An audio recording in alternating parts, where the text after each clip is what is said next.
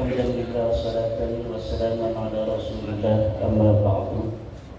Faya ashabal fadail hadaratil mukarramin sahibil bait Yai Haji Ansori MPT wa akhuhu Yai Mas'ud, Ketua PWI Jawa Timur Musyami, Kesepuhan PWI Jawa Timur Gus Abdul Hamid Mujib, bakal calon wali kota Pasuruan insyaallah jadi. Yai Syarifuddin, Ketua Lembaga Dakwah PWI Pusat, Gus Suheri, wong bodoh pinter Laskar Jawa Timur, Yai Syakir dari Bekasi, ini tetangganya Tengku Kori, gayanya kayak Tengku Kori. Para kesepuhan, Ketua PWI Kabupaten Tuban, Ketua Laskar atau Panglima Laskar Kabupaten Tuban, para yai, para alim, para ulama, hari ini sangat berbahagia saya dapat hadir di Pondok Pesantren Tarbiyatul Thullab panjenenganipun Kiai Ansori dalam rangka menyaksikan pelantikan PWI Kabupaten Tuban, perjuangan Wali Songo Laskar Sabilillah.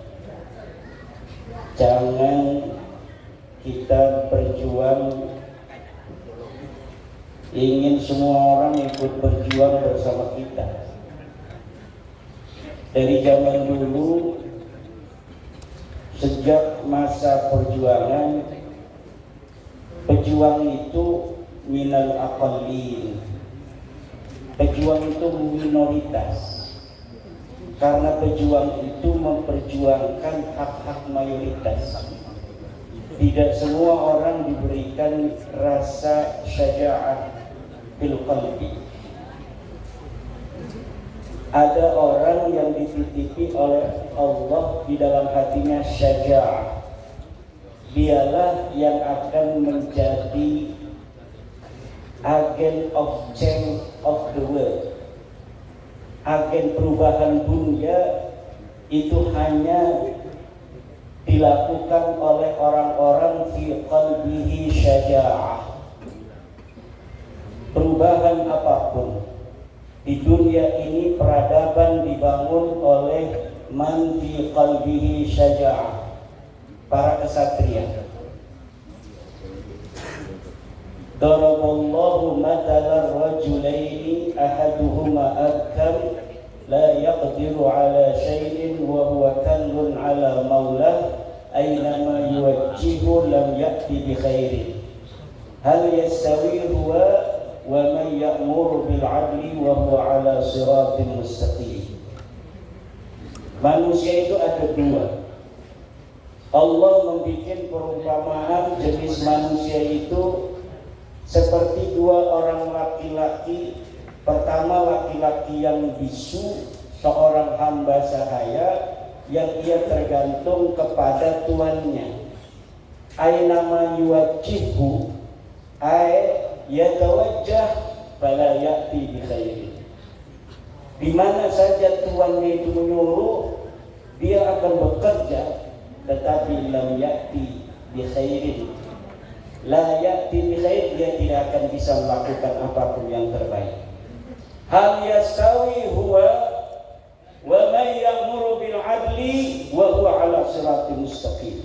Apakah orang yang semacam itu sama dengan orang yang dia memerintahkan keadilan dan dia berdiri di atas jalan yang lurus?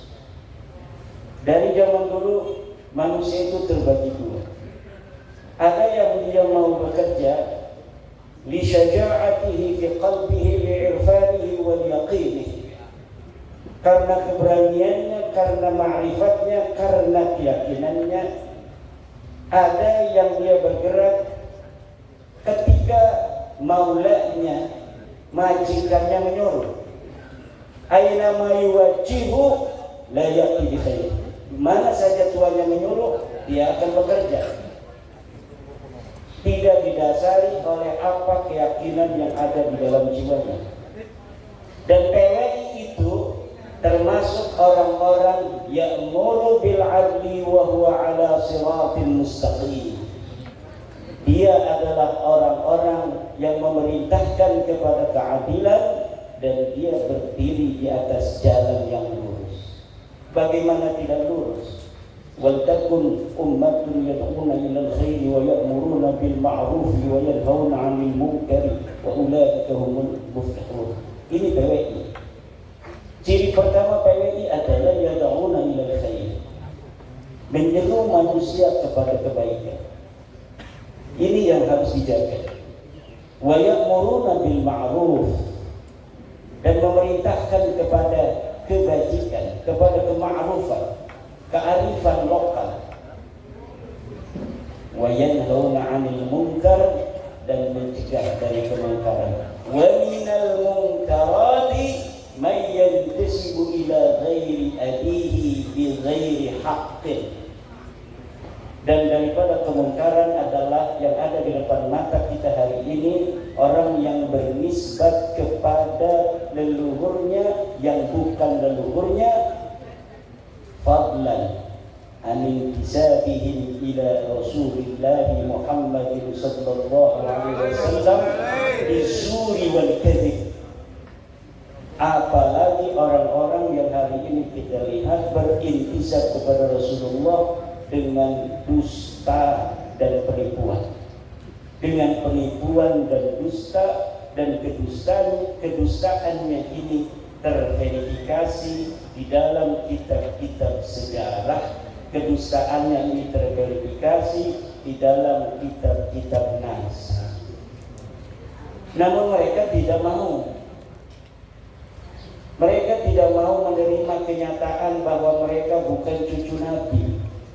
Masa iya kita lahir sebagai cucu Nabi kok mau mati jadi mantan cucu Nabi? Di sini ada rasa gimana gitu. Masa iya kita sejak kecil jadi cucu Nabi kok mau mati Gus Jami kita jadi mantan cucu Nabi?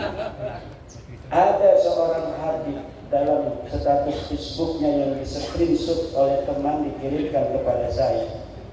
Orang ini sekarang baru meninggal sebulan yang lalu.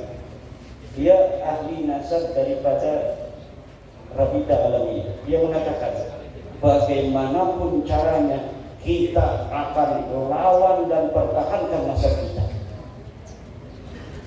Setelah nulis begitu dia mati. Siapa? Saya nggak ngomong nama ya. Langsung mati. Jangan macam-macam dengan Rasul. Jangan macam-macam. Kenapa? Karena apabila sesuatu kashful askar telah terjadi, maka tidak ada satu kekuatan pun yang mampu untuk mencegahnya. Kalau orang berani untuk berdiri tegak ketika ada bulldozer, maka dia akan terlindas oleh bulldozer. Siapapun dia. Kalau Allah sudah berkehendak, dan ini nampaknya Allah betul-betul sudah berkehendak. Apapun fitnahnya, apapun framingnya, setinggi apa dia pangkatnya hari ini, yang mau membela nasab yang telah menyakiti Rasulullah Muhammad sallallahu alaihi wasallam itu beratus-ratus tahun, dia akan ikut terbantai oleh kedahsyatan kehendak Allah Subhanahu wa taala. Ini yang saya rasakan, yang saya pandangi, yang saya sendiri itu tidak menyangka akan seperti ini. Dan setiap langkah itu diberikan kemudahan oleh Allah, karena bukan Imaduddin yang mau, bukan bukan Gus Jami yang mau, bukan Gus Abbas yang mau, bukan Gus Sukairi wong bodoh yang mau, wong pinter pun tidak bisa, apalagi cuma wong bodoh. Tapi ini nampaknya memang betul-betul kehendak Allah Subhanahu wa ta'ala. Tidak ada jalan lain, terima saja ente bukan cucu Nabi. Allahu Akbar. Terima saja. Kalau tidak terima, bahaya. Bahaya. Secara ilmu nasab sudah terbukti. Mereka menisbatkan diri kepada Ahmad bin Isa yang ada di abad ketiga, keempat. Menurut versinya mereka keempat. Menurut versi saya sebenarnya beliau hidup di abad ketiga. Tetapi menurut Ba'alwi dia wafat 345 Hijriah. Menurut yang saya baca tahun 243 beliau sudah berumur 20 tahun ada di Madinah Al-Munawwarah. Berarti ketika wafat 345 ini orang yang bernama Sayyid Ahmad bin Isa sudah berumur 131 tahun. Dan itu walaupun mungkinat indallah tetapi nadirul wujud. Itu maksudnya kepada syad mukhaliful qiyas wal isti'mal. Orang berumur 130 tahun kemudian dia berhijrah 317 Hijriah pada umur 100 tahunan. Ngapain dia berhijrah dari Basra umur 100 tahun bentar lagi mau mati? Orang-orang yang suka merantau juga kalau udah kerasa tua umur 60 tahun banyak yang pulang tuh kalau orang Banten. Orang Banten itu orang yang rantaunya rantau palsu. Dia ke Jakarta sampai tua, kalau mau mati kerasa pulang dia. Enggak kuat, enggak kayak orang Padang, enggak kayak orang Wonogiri. Orang Wonogiri ada di kampung saya itu. Sampai meninggal beliau di situ. Kuat, tapi orang Banten itu memang begitu. Dia ke Palembang, banyaknya ke Palembang di Jakarta. Tapi kalau udah umur 60-70 tahun dia pulang, nyari-nyari makam yang masih kosong.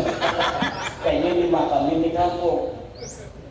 Nah ini ada orang umur 100 tahun, katanya hijrah pada 317 Hijriah. Namanya Ahmad bin Isa. Pak, itu bukan Ahmad bin Isa yang punya ayah Muhammad An-Naqib, Pak. Itu bukan kakek kamu mah ini namanya Ubaid bin Isa bin Alwi bin Muhammad bin Ilham bin Awan. Itu kakek kamu. Bukan Ahmad bin Isa yang cucunya Nabi Muhammad sallallahu alaihi wasallam. Ini kitabnya ada Tuhfatuz Zaman. Ini ada kitabnya Al-Ansab Al-Ahdaliyah. Karena mereka dengan Bani Ahdal itu sepupu, kakeknya satu. Masa kita sepupu satu kakek dari garis ayah? Dari kakeknya ini ke barat, ini ke timur? Enggak mungkin. Lalu kalau masih mengelak dari sisi ilmu nasab, dari ilmu sejarah, tes DNA sekarang memverifikasi bahwa memang mereka bukan keturunan Arab, mereka orang Ajam. Baklawi ini orang Ajam. Wajahnya mirip kayak orang Arab setitik doang, mirip kedelong ini bener-bener baca selawat malah Arab kedelong kayak orang Arab. Bukan, mereka bukan orang Arab dan mereka bukan keturunan dari baginda kita Nabi besar Muhammad sallallahu alaihi wasallam. Dalam darahku mengalir darah Rasulullah. Di timur diperiksa. Batur-baturnya dulu-dulunya mesti diperiksa 180 wong. Yaman wis diperiksa. Ya kabeh apa grupe G. Mayoritas G, anu sing anak sing si Jiro itu berarti wong sing dibak lawi kaken. Dudu bak lawi karena wong gedean mengene. Itu dibak lawi keno. Padahal dudu bak lawi kayak Wali Songo dibak lawi no.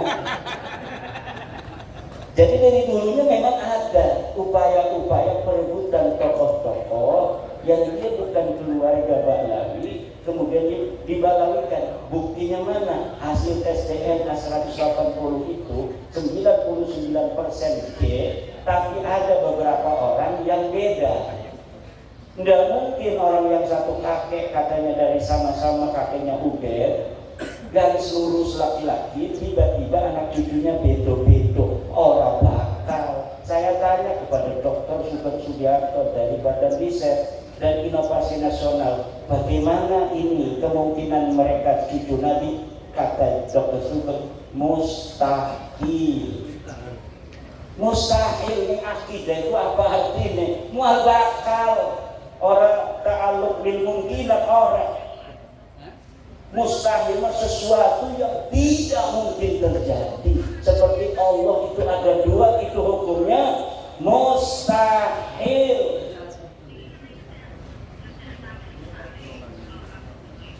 Jadi seperti hukumnya Tuhan itu ada dua, begitulah hukumnya Baklawi ini keturunan baginda Nabi Muhammad sallallahu alaihi wasallam. Jadi siapa kaya wong sing masih ngebela, iki kita wedi bukan mancingan nih wong sing manju di Rasulullah sallallahu alaihi wasallam. Walladzina yuduna Rasulullah lahum adzabun alim. Al-Qur'an sing ngomong, walladzina yuduna Rasulullah lahum adzabun alim. Dan orang-orang yang menyakiti Rasulullah, mereka akan mendapatkan siksa yang memedihkan. Alimun bermakna mulimun, siksa yang memedihkan. Bagaimana kalau mereka Rumel Abbas, Romli Al-Idrus atau Idrus Romli, pembela Baklawi itu nanti ketemu Rasulullah Muhammad SAW. Betapa malunya mereka nanti ketemu Rasulullah Muhammad SAW dalam keadaan mereka membela orang-orang yang mencangkok nasab Rasulullah Muhammad SAW, mengaku keturunannya, namun mereka bukan keturunannya. Oke lah, dulu mereka tidak tahu hukumnya itu laisa alaikum harajun fima akhtatum bih walaysa alaikum junahun fima akhtatum bih. Kalian tidak berdosa terhadap kesalahan menyebut daripada keturunan itu di masa-masa yang lalu karena kamu tidak tahu. Walakin ma ta'ammadat qulubukum, tetapi yang berdosa itu sudah tahu tapi sengaja tidak mau menerima. Kita sudah kasih tahu kan? Sayang, sini sayang. Beb, sini beb. Bin Nabi, ya saya bin Nabi, saya bin Ubed bin Ahmad bin Isa. Sayang, ini Ubed bukan anaknya Ahmad. Kakek saya ngomong begitu, Yahudi pesek. Jangan Yahudi pesek. Sabar, jangan marah. Sabar. Ini kitabnya nih, Tahdibul Ansar. Gak ada bapak kamu itu Ubed namanya anak Ahmad bin Isa. Ini kitab abad kelima nih, namanya Tahdibul Ansar karya Al-Ubaidi. Ini kitab Al-Masdi karya Al-Umari. Ini sebut cari bapak kamu itu ada enggak? Ini tidak ada itu bukan berarti tidak ada, tidak ditemukan berarti tidak ada. Kalau di kitab ini tidak ada, di kitab lain bisa jadi ada. Mana kitab lainnya tidak ada? Kalau kitab lainnya ada, kalau gimana? Kita cari lagi kemana-mana tidak bakal ada. Karena memang tidak ada. Bagaimana sesuatu yang tidak ada dia adakan? Namanya itu nasab jadi-jadian. Betul apa enggak ya Isa? Yai Ansori punya anak berapa? 3. Anaknya cuma 3. Namanya siapa siapa? Maulana Ansori. 2. Muhammad Maula Ansori. Ya. 3. Nuraini Ansori. Nah, Nuraini catat. Namanya anaknya 3 tuh, Nuraini, Maulana Ansori, dan satunya Ni'amul Maula Ansori. Ni'amul Maula Ansori. Kan udah 3 tuh. Catat tuh kan, 3 misalnya. Lalu 100 tahun lagi, karena ini orang besar, cucu daripada Joko Tingkir, lalu ada yang ngomong anaknya 4 tambah Samlawi. Samlawinya Habib Lutfi. Sedang beliau ini bikin catatan pribadi. Ada kitab Tangkihul Qaul, dicatat anak saya 3. Ini kan bukti sejaman. Ada lagi buku harian, catat anak saya 3, anak pertama lahir tahun sekian, anak kedua tahun sekian, anak ketiga tahun sekian. Ya anaknya cuma itu aja. Maulana Ansori, Nuraini, sama satunya itu, nggak ada Samlawi. Kata yang ngaku-ngaku keturunan dari Ki Ansori itu ada, tapi tidak dicatat. Dalilnya dalam qaidah ada adamul wujdan la yadullu ala adamil wujud. Apa katanya? Adamul wujdan la yadullu ala adamil wujud. Tidak ditemukan bukan berarti tidak ada. Betul, ada qaidah itu. Tidak ditemukan bukan berarti tidak ada. Ada orang bawa motor ke rumah, bawa kunci, krek, kuncinya diambil, dicantolin di paku. Dia lupa paku yang mana, apa di kamar ini. Oh, nyari dia, istrinya mau cepet anterin saya ke pasar, nggak ada kuncinya. Kata istrinya, ada mulwus dan layak dulu ala adamil wujud. Betul itu, karena ada apa? Lahu qarinah, ada qarinah. Apa qarinahnya? Dia punya motor.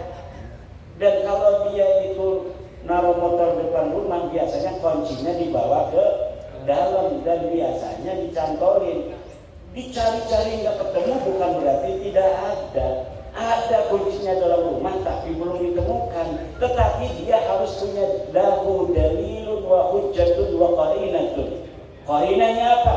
Adanya motor di depan rumah, motor dia. Masa dia punya motor nggak punya kunci? Betul apa tidak? Betul. Kemudian dia biasanya bawa kunci itu ke dalam rumah. Kemudian dia ingat naruh di paku. Itu qarinahnya banyak, hujahnya banyak, dalilnya banyak, hanya belum ditemukan aja ke kunci. Tapi Ubed ini sebagai anaknya Ahmad ini laisa lahu qarinah, laisa lahu dalil, wa laisa lahu hujjah. Enggak boleh pakai dalil la adamul wujdan la yadullu ala adamil wujud. Tetapi pakai dalilnya adalah al ilmu bi adami dalili dalilun. Mengetahui tidak adanya dalil adalah dalil bahwa memang orang itu tidak ada, atau memang minimal orang itu bukan anak Ahmad bin.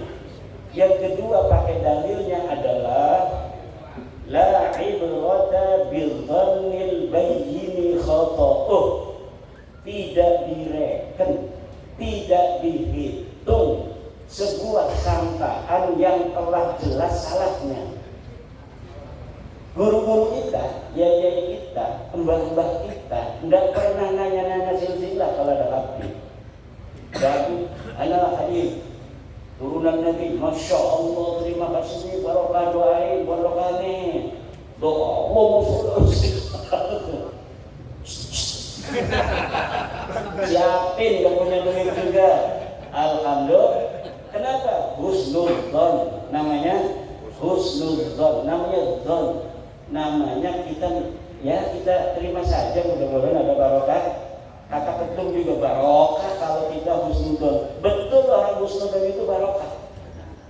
Tetapi apabila sebuah dzon itu qad tabayyana khata'uhu fala sabila lahu bid-dalil, maka tidak boleh lagi dijadikan dalil. Kalau sudah ada dalilnya nggak bisa. Yai Syakir misalnya orang Bekasi, tiba-tiba ada tetangganya yang meninggal ibunya, bayinya lahir di rumah sakit, dibawa ke Tuban untuk menjaga kehormatan kemuliaan anak ini. Kasihan nggak punya ibu, nggak punya ayah. Dikatakan anak siapa ini Yai Syakir? Anak saya. Husnudon semua, bisa jadi anaknya Yai Syakir benar.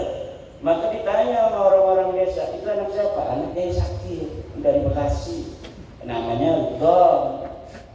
Tapi setelah 20 tahun mau dinikahkan, Yai Syakir ini juga ngegeruyang aja dalam pikirannya, ini saya mau nikahkan atas nama saya atau bagaimana? Kalau atas nama saya nggak sah karena saya bukan walinya. Kalau misal saya sebutkan, maka nanti dia takut sedih. Tiba-tiba lah bismillah aja, mudah-mudahan Allah mengampuni saya. Mau dinikahkan aja dengan Yai Syakir. Tiba-tiba datang Yai Ansori, namanya Yai Ansori, rambut gondrong. Nanti dulu. Nanti dulu jangan dinikahkan. Ini saya telah dapat informasi dari Bekasi bahwa ini bukan anaknya Kak Haji. Ini anaknya tetangga Kak Haji, ibunya meninggal, Kak Haji kasihan, kemudian Kak Haji asuh dia sebagai anak sendiri. Nggak bisa nikah. Mana katanya dalilnya? Ini tuh rumah sakitnya. Ini bukti dari rumah sakit bahwa ini bayi anaknya Samlawi. Samlawi lagi. Ibunya Samsiah, bukan anak Kak Haji. Dulu kalau orang sampai ditanya di pengadilan pun, di pengadilan Tuban, ini si anak ditanya, hei, apa namanya, Gus Jami, anak siapa itu? Kamu bersaksi di depan pengadilan setelah disumpah. Saya tanya ke hakim, anak siapa itu? Anak Yai Syakir. Sah apa tidak? Sah. Karena surah wal istifadah sudah tasamuk bainan nas fi palang wa fi soko, bahwa anak ini anak Yai Syakir. Tapi ketika surat dari rumah sakit ini sudah ada, jelas ini bukan anak Yai Syakir, surah istifadah itu gugur semua. Jadi surah dan istifadah itu, kata Ibnu Hajar Al-Asqalani di dalam kitabnya Al-Jawabul Jadil, innan nasaba mimma yasbutu bisyuhrati wal istifadah illa ay yasbuta ma yukhalifuh. Nasab itu sebagian dari sesuatu yang bisa ditetapkan dengan syuhrah dan istifadah. Syuhrah istifadah itu kesaksian tanpa melihat, cukup mendengar dari orang-orang saja. Orang mengatakan itu anak Yai Syakir, kita percaya saja itu anak Yai Syakir. Kalau ditanya oleh hakim anak siapa, kita tidak dianggap berdosa, tidak dianggap berbohong kalau mengatakan anak itu anak Yai Syakir, karena sudah syuhrah dan istifadah. Dulu sebelum ada penelitian nasab Ba'lawi, orang yang mengatakan Ba'lawi turunan Nabi itu tidak berdosa. Kenapa? Sudah syuhrah wal istifadah. Tapi ketika surat lahirnya ada bahwa Ubed ini leluhur mereka bukan turunan Ahmad, ya nggak boleh. Kan kitabnya sekarang baru ditemukan. Kitab-kitabnya ini banyak, itu sekarang baru ada di Indonesia.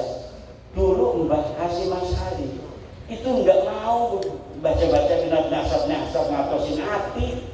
Saya aja dikerasa hatinya atos 2 tahun bikin nasab. Biasanya bacanya hikam, baca Quran baru setengah ayat udah menangis, sekarang 10 ayat baru terasa. Kenapa? Atos baca kitab nasab dia. Nasab derek duduk. Tapi kewajiban la yajuzu lil alimi kitmanu ilmihi fi hadzal bab. Tidak boleh bagi orang alim untuk menyembunyikan, haram hukumnya. Kalau misalnya Yai Ansori tadi tahu si perempuan itu bukan anaknya Yai Sakir, mau dikawinkan saja oleh Yai Sakir, hukumnya haram. Karena nanti akan berzina seumur umur itu. Gak hitung. Anaknya tidak sah dinikahkan oleh bukan ayahnya kok. Ayah angkat tidak sah menikahkan, tapi Yai Sakir menikahkan dan bukan anaknya. Anaknya mengira bahwa dia itu sudah sah nikahnya. Padahal indallahi la yasihhu. Indah Syekh Sakir sendiri la yasihhu. Indah Ki Ansori juga la yasihhu. Nah ini, nah kita sekarang kasihan sama mereka. Wes aja marah-marah tuh. Sila tutup fotonya Nabi, wong lian bisa tutup fotonya Nabi jadi bupati. Di Abdul Hamid, Mujib Nyawang, wali kota, orang ngandel nasab. Jokowi, raja kita, raja besar. Ini raja besar Jokowi, jangan macam-macam. Raja besar mengalahkan Raden Wijaya, apalagi pakai Nambi. Apa yang Tuhan? Ronggolawe itu masih leluhur saya. Saya masih punya istilah Ronggolawe, lembu peteng, macam-macam, anak kebo anabrang segala macam. Itu ada. Orang-orang dulu itu rajin mencatat silsilah. Ada juga yang tidak sama sekali mau. Kebetulan ada orang yang rajin nyatet. Dan ponak-ponakan sepupu-sepupu ya, akhirnya kita tahu bahwa ada gerobokan dicopot karung segala. Saya ini masih turunan bidadari Pak. Nawang Wulan. Copot karung kan ada di gerobokan. Nah itu tidaklah ada artinya sebuah don apabila sudah ada bukti. Tidak bisa. Ada lagi yang bilang, jangan fitnah. Ubaidillah imam, ada Ubaidillah imam apa orang nggak ada namanya di dalam sejarah. Mujtahid mutlak itu kan sebangsanya Imam Syafi'i. Yang semasa dengan Ubaidillah itu banyak ulama-ulama disebutkan di dalam kitab. Kitab-kitab di Yaman itu banyak yang dikarang dari abad ke-4, ke-5, ke-6, ke-7, ke-8, ke-9. Katanya di Hadramaut tidak ada kitab yang dikarang karena lagi perang. Nggak sempat yang namanya itu nulis-nulis nasab. Ada Mbak Yai. Ada. Ini kitabnya nih. Ini kitab Yaman, namanya kitab Tabaqat Fuqaha Yaman. Ada kelima karena Ibnu Samrah. Ini kitab Asy-Syajarah Al-Mubarakah menerangkan tentang Ahmad bin Isa. Anaknya 3, Muhammad, Ali, Husain. Tidak ada namanya Ubaid. Wa yu'abbiru bil jumlatil ismiyati. Hada 'inda an-nasabil yadullu 'ala al-hasr. Iftah kitab Syekh Mahdi Rajabi Al-Muqtibun. Qala fi al-muqibun idza 'abbara an-nasabuna bil jumlati ismiyati hada yadullu 'ala al-hasri. Kalau seorang ahli nasab di dalam kitabnya menggunakan jumlatul ismiyah fa'aqibuhu min salasati banin, itu kan jumlatul ismiyah itu ada hada yadullu 'ala al-asri di mana anna auladahu munhasiratun fi salasati banin la tidak ada yang lain. Tidak bisa dalam nahwu jumlah ismiyah itu tidak bermakna hasr ya, itu dalam nahwu. Tetapi likulli fannin mustalahatun, likulli fannin mustalahatun. Setiap fan ada mustalahnya, setiap fan ada istilahnya. Katanya tidak konsisten ini di dalam kitab Asy-Syajarah Mubarakah. Di dalam kitab sebelumnya anaknya 4, tapi dalam Syajarah Mubarakah ini menggunakan 3. Kitab abad berapa itu yang anaknya 4? Itu menggunakan jumlah ismiyah anaknya 4, katanya kitab abad ke-5. Tapi kenapa di kitab abad ke-6 anaknya 3? Saya bisa jawab itu. Pada saat itu anaknya 4. Tetapi ahli nasab itu punya kaidah yang ditulis itu hanya yang berketurunan. Di abad ke-6 itu yang tersisa dari keturunan orang-orang itu ada 3. Yang tidak berketurunan itu tidak ditulis.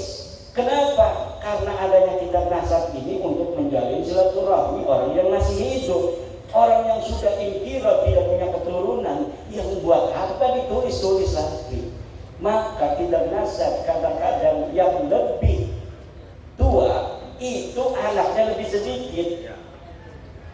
Kalau kitab yang lebih kesana lagi, lebih muda berarti, yang lebih muda itu anaknya lebih sedikit, yang lebih tua lebih banyak. Kenapa? Di abad yang lebih muda, yang abad 9, abad 10, itu bisa jadi keturunannya sudah inqirad.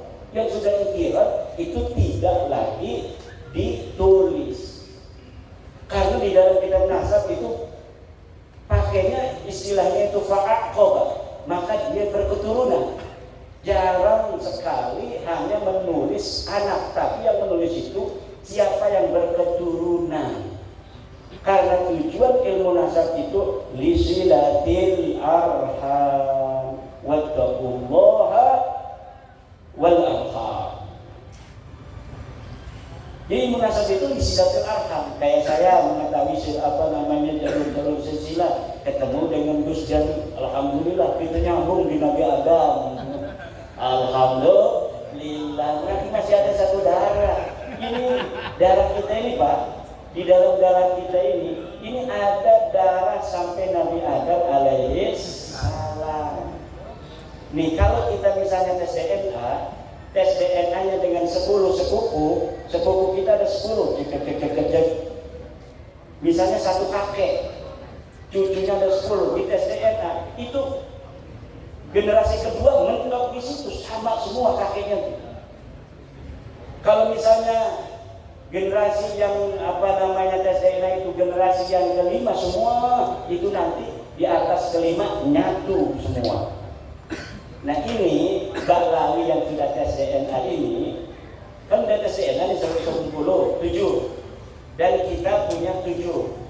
Yang satu dari relawan Baklawi yang mendukung kita. Ada Baklawi yang mendukung kita, rahasia. Wih, bahaya itu orang. Bisa dimarahin itu. Dan itu yang satu relawan itu akunnya pun kita yang pegang. Jadi kita bisa teliti dia sedalam-dalamnya. Kalau yang kita akunnya nggak tahu, hanya melihat ke pengumuman yang ada di dalam internet, family tree DNA. Ya hanya luar-luarnya saja mengetahui, oh dia bukan orang Arab, oh dia bukan keturunan Nabi. Tapi kalau kita buka akunnya, kita bisa ketahui sepupu dekatnya siapa saja, sepupu jauhnya siapa saja. Dan kita itu punya relawan dari Baklawi sendiri. Dan ini rahasia. Dari Indonesia pada Yaman, pokoknya di dunia ini ada Baklawi yang mendukung PWILS. Dan dia mau jadi relawan dan kita sudah teliti yakin, hakul yakin bahwa mereka, dia dan keluarganya bukan keturunan baginda Nabi Muhammad sallallahu alaihi wasallam. Kita bukan untuk merendahkan orang. Kita hanya mau beritahu, ente salah. Ini sebenarnya nih ente bukan orang Arab, ya maaf ya. Ente bukan turunan Nabi, ya maaf ya. Tapi ente tetap saudara kita.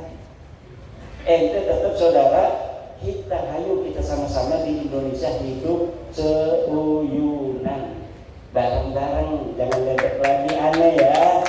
Begitulah aja beres. Kita hidup lagi seperti biasa. Tidak ada orang yang merasa lebih tinggi lagi secara nasab nanti seperti dulu-dulu lagi. Wah ente yang dipesek, ente ajam. Saya itu pernah loh, makanya terngiang-ngiang itu ada Baklawi yang menyebut guru saya Abu Yamud tadi, hei orang ajam. Begitu. Jadi Abunya pernah marah-marah kepada Baklawi. Hei Baklawi, usia ulah asuk ke Banten, lawan asuk ke Banten, sancane ceramah. Siapa baca tahlil gelak 10.000 kali gitu. Marah nih Baklawi. mukanya, hei orang ajam. Wah, kata saya, boleh juga. Coba mukanya sama muka Abu Yamu tadi, Araban mana itu? Jenggotnya itu kayak Syaikhul Qadir Jilani, Abu Yamu tadi. Itu satu. Itu udah lama, 2018 atau 2019. Tapi belum menggerakkan saya untuk meneliti. Ketika ada seorang yang sombong, begitu sombong nyuruh orang adzan di pengadilan. Ketika syahadu anna Muhammad, berhenti, itu Muhammad kakek ente apa kakek aneh? Nah, alhamdulillah, saya lihat videonya. Apa benar sih orang begini cucunya Nabi? Saya sering membaca sejarah-sejarah para turunan Nabi, Ali dan Abi As-Sajjad, yang matanya penuh linangan air mata. Kalau dia ketahuan sebagai cucu Nabi, dia pindah lagi ngontrak rumah supaya tidak ketahuan. Kalau dia dikatakan sebagai cucu Nabi, saya katanya takut. Kalau saya berbuat dosa, Allah akan menimpakan saya 2 kali lipat dosa daripada orang lain. Kenapa? Karena ada dalil dari Al-Quran, istri-istri Nabi yang berbuat salah, dosanya 2 kali lipat. Turunan tidak ada di Al-Qurannya, tapi cucunya Nabi itu mengkiaskan istri-istri Nabi dengan cucu Nabi Muhammad SAW dalam dosa, bahwa dosanya bisa jadi kita juga 2 kali lipat karena ada nisbah kepada Rasulullah Muhammad SAW. Itu saja. Ada yang ngapain lagi tesis iblis? Woi, tesis iblis. Orangnya orang Sunda, orang Bandung, pakainya udang-udang, pengen dipanggilnya Abuya. Kan kalau Abuya di Bandung, Sauma Dahri. Dhahara zuhduhu wa dhahara wara'uhu wa qara'a al-kutub al-mu'tabara min al-fiqh wal-tafsir wal-hadith. Kita fikihnya dari mulai Fathul Mu'in, Fathul Wahab, Fathul Munhaj, Nihayatul Muhtad, Mughnil Muhtad, beres semua. Tafsirnya dari mulai tafsir Jalalain, Ibnu Katsir, tafsir Marah-Labid, tafsir Tabari yang berapa jilid itu tamat Abuya itu di Banten itu. Kitab Syaikhul Qadir Al-Jailani, Al-Ghunyah dan sebagainya yang jarang-jarang dibaca oleh yang lain dibaca oleh Abuya. Nah, ini ada Abuya mengkritik tesis, bukan ngasih dalil. Wis pokoknya maulah dalil-dalilah. Wis pokoknya mah eta Habib eta bid'ah nabawi. Eta turunan Nabi pokoknya mah. Pokoknya mah baik. Syekh Hasyim Asy'ari sering sekali itu bawa-bawa Mbah Hasyim. Padahal dia sama sekali waktu hidupnya dari mulai kecil sampai sekarang belum pernah dia ada di struktur NU. Belum pernah ngurusi NU. Bahkan dia berseberangan dengan NU. Kalau NU ada hajat, punya calon gak pernah ngedukung calon NU. Kok sekarang ketika bab nasab bawa-bawanya Mbah Hasyim aja Mbah Hasyim.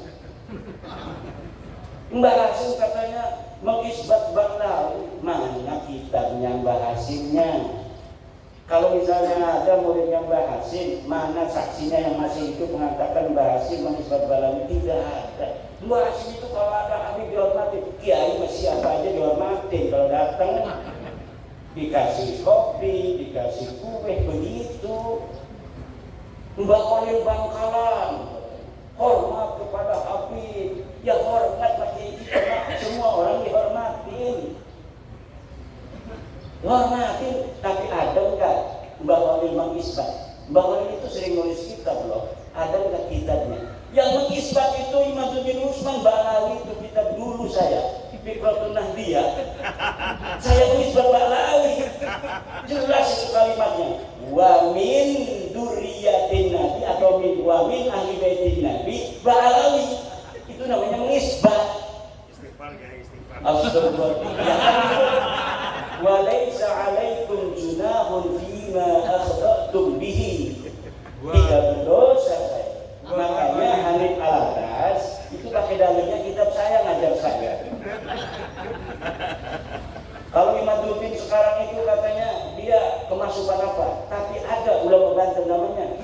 Shamsuddin Utsman Al-Badri lengkap itu dalam kitabnya Al-Fiqhul Naqdiyah. Dia mengisbat Alawi, gimana lagi? Gayanya kan hebat kalau kita kan kurang gaya, kita itu ngajak Ratul Moin aja.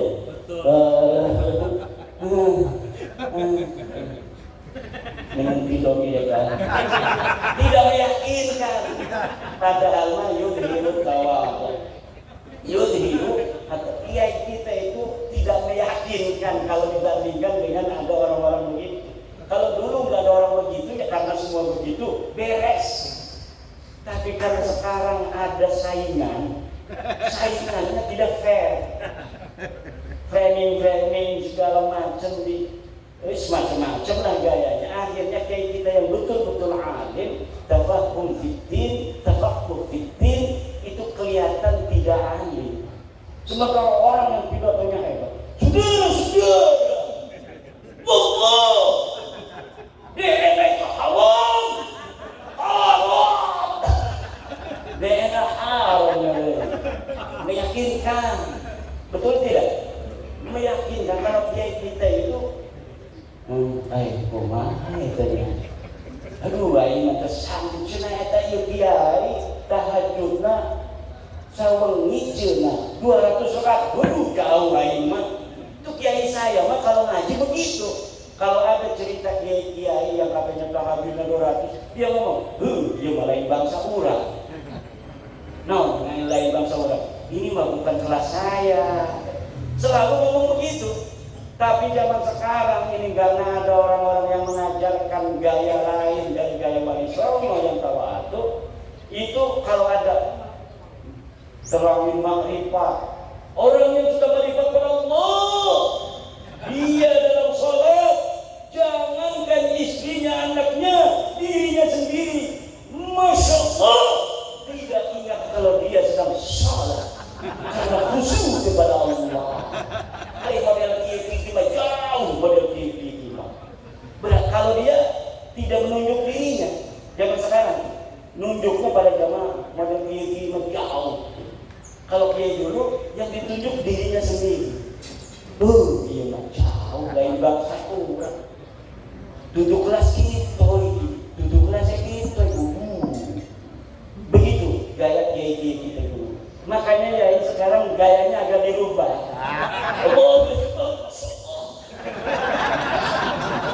Coba tadi lihat anak-anak kita lagi marhaban.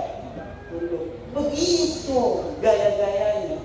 Karena yang diajarkan ketawaduan, akhlak. Tapi sekarang orang yang lagi marhaban, waalaikumsalam. Enggak ada yang assalamualaikum di waalaikumsalam lebih marhaban. Ditanya sama orang setelah dari marhaban, tadi lagi marhaban, kamu ngomong waalaikumsalam. Rasulullah mengucap salam kepada kita. Dan Rasulullah menyampaikan salam untuk semua jemaah yang hadir di sini. Masya Allah, dapat barokah orang-orang sokok pada hari ini karena kedatangan daripada aneh Imaduddin Utsman.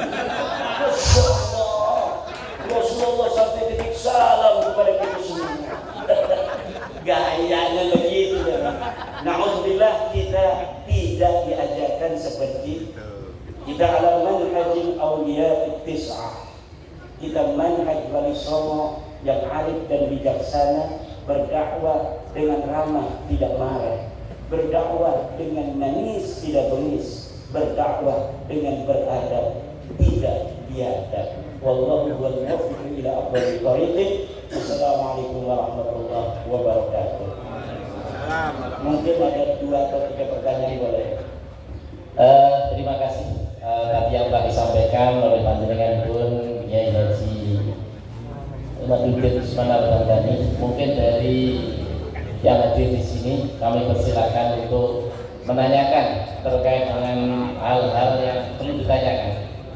Karena waktu kita batasi 3 aja, 3 pertanyaan. Mungkin ya yang tinggi itu tangannya, 1 lagi. Yang lain, oke boleh.